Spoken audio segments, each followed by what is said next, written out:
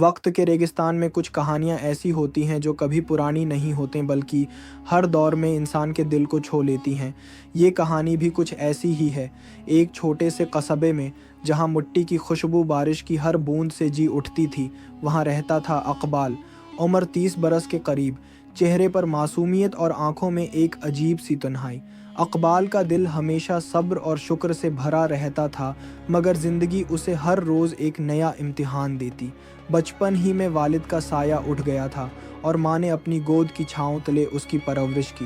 ماں کہا کرتی تھی، بیٹا، صبر کرنے والوں پر اللہ کی رحمت ایسے برستی ہے جیسے سوکھے کھیتوں پر یکدم بارش ہو جائے۔ یہ بات اقبال نے بچپن ہی سے دل پر لکھ لی تھی۔ اس کی زندگی آسان نہیں تھی۔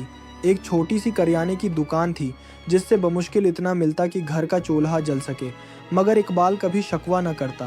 فجر کی نماز کے بعد قرآن کی تلاوت کرتا اور پھر دکان پر جا بیٹھتا۔ دکان چھوٹی اور سادہ تھی، پرانی الماری، کچھ ڈبے اور ایک پرانا ترازو، مگر اس کے سودے میں سچائی تھی۔ ناپ تول میں کمی نہ کرتا، اور اگر کسی غریب کے پاس پیسے کم ہوتے تو کہہ دیتا، بھائی جتنا ہے دے دو، باقی بعد میں دے دینا۔ قصبے کے لوگ اس کی سادگی دیکھتے مگر اس کا مذاق بھی اڑاتے۔ بڑے دکاندار کہتے، اقبال، تیرا یہ صبر اور ایمانداری تیرے کسی کام نہیں آئے گی، زمانہ ہوشیار ہے، یہاں سیدھے لوگوں کو کوئی نہیں پوچھتا۔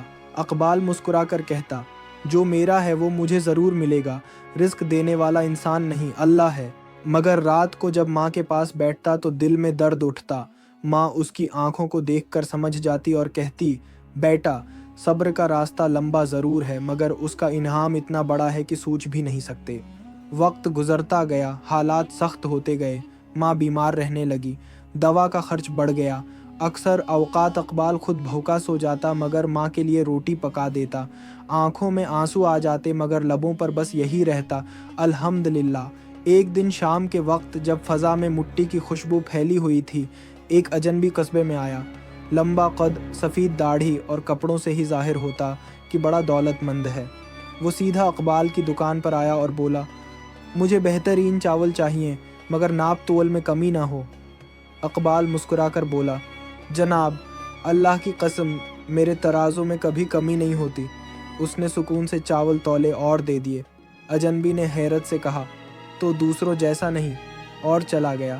اسی رات ماں نے کہا، بیٹا، دل کہہ رہا ہے کہ اللہ تجھے جلد کسی بڑی رحمت سے نوازے گا۔ اگلی صبح وہی اجنبی پھر آیا، اس بار نوکر کے ساتھ۔ اس نے کہا، کل تیرے ترازو میں جو سکون اور سچائی دیکھی برسوں میں نہ دیکھی۔ آج مجھے زیادہ سامان چاہیے اور میں چاہتا ہوں کہ تو ہی دے۔ اقبال نے سکون سے سب سامان تولا۔ اجنبی نے آخر میں ایک تھیلی دی جس میں چاندی کے سکے تھے اور کہا، یہ تیرے حق سے بڑھ کر ہے، اسے رکھ لے۔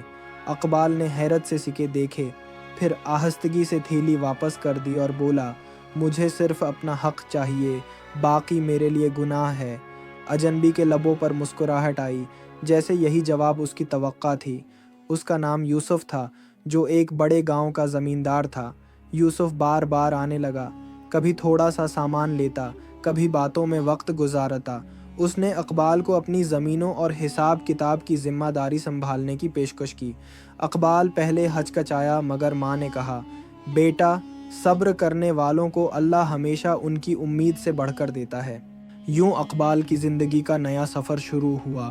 اس نے زمینداری کا حساب کتاب سنبھالا، ایمانداری اور محنت سے سب کا دل جیت لیا، مگر اسی کے ساتھ دشمنیاں بھی مول لیں۔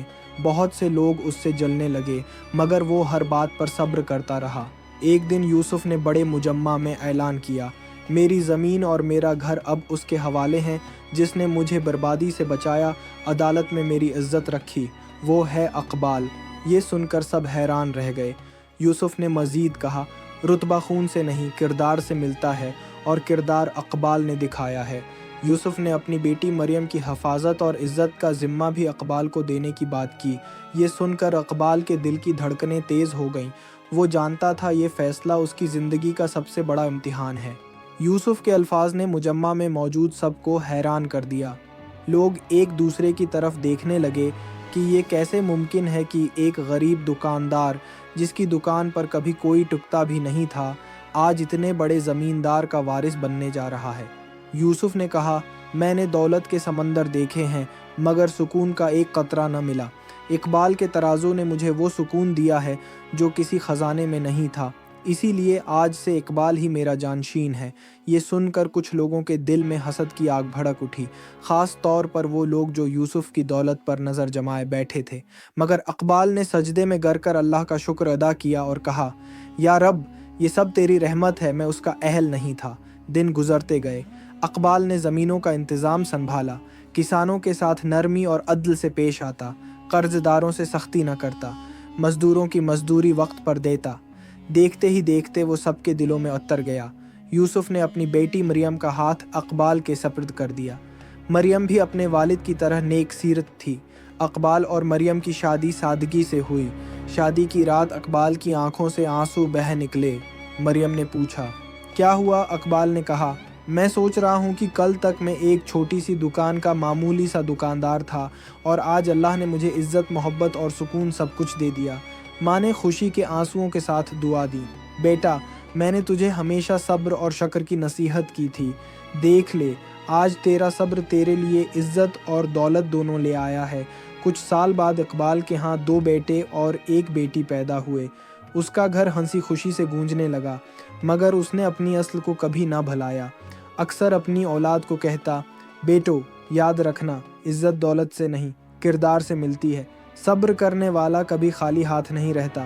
قصبے کے لوگ جو کبھی اقبال کا مذاق اڑاتے تھے، آج اس کی مثالیں دیتے، کہتے، اگر ایمان اور صبر کا زندہ ثبوت دیکھنا ہو تو اقبال کو دیکھو۔